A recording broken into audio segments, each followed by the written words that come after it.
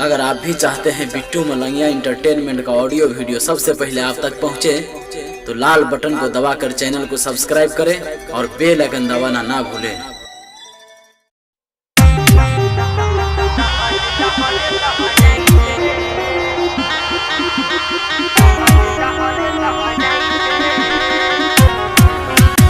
आप सुन रहे हैं बिट्टू मलंगिया एंटरटेनमेंट को।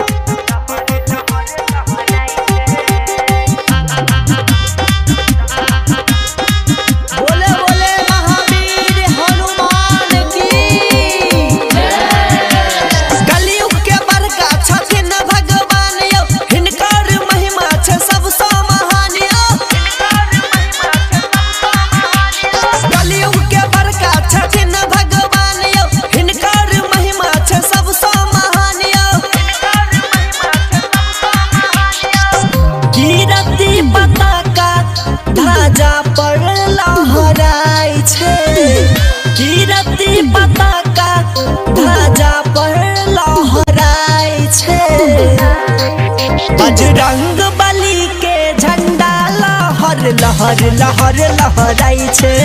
बजरंग बली के झंडा लहर लहर लहर लहराई छे। वीर बजरंग बली की।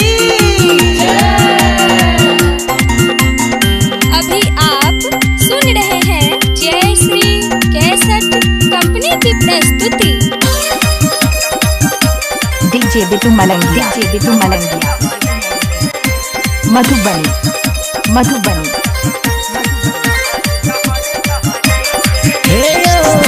हृदय में वास जिनकर करत सीताराम यो। समुद्र लांघी गेला लको राम जी के नाम यो। हृदय में वास जिनकर करत सीताराम यो। समुद्र लांघी गेला लको राम जी के नाम यो। भूत परत सब दूर भागै छै, सुतल नसीब झटपट जागै छै। भूत परत सब दूर भागै छै, सुतल नसीब झटपट जागै छै।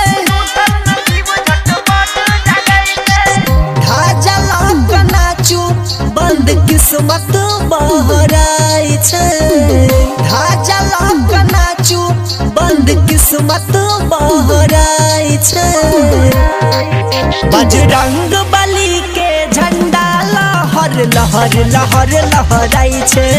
बजरंग बली के झंडा लहर लहर लहर लहराई छे। अभी आप सुन रहे हैं सिंगर देवनंदन सावरिया को। डीजे बिट्टू मलंगिया मधुबनी झंडा मेला में लागल भीड़ बड़ भारियो। झूमैत सब भक्त आवे नर नारियो। झंडा मेला में लागल भीड़ बड़ भारियो। झूमैत सब भक्त आवे नर नारियो। जय श्री राम के नारा लगाओ, भक्ति में झूम झूम नच नच गाओ। जय श्री राम के नारा लगाओ, भक्ति में झूम झूम नच नच गाओ। लाल लाल झंडा चारों ओर फहराई छे। लाल लाल झंडा चारों ओर फहराई छे। बजरंग बली के झंडा लहर लहर लहर लहराई छे। महावीर जी के झंडा लहर लहर लहर लहराई छे। कलयुग के बड़का छथिन भगवान यो, हिनकर महिमा छे सबसे महान यो।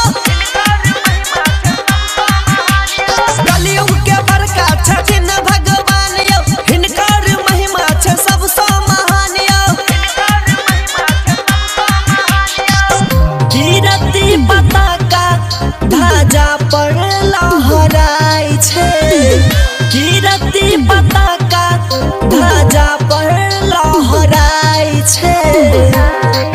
बजरंग बली के झंडा लहर लहर लहर लहराई छे। बजरंग बली के झंडा लहर लहर लहर लहराई छे। डीजे बिट्टू मलंगिया।